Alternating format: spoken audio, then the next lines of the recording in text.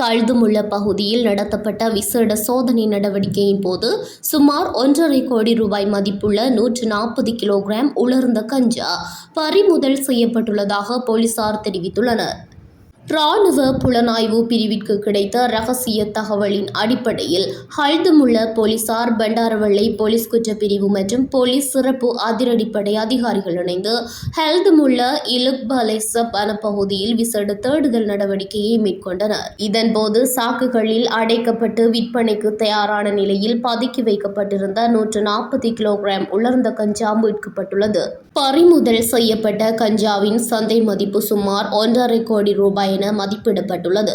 சம்பவம் தொடர்பான மேலதிக விசாரணைகளை கழுதுமுள்ள போலீசார் மேற்கொண்டு வருகின்றனர்.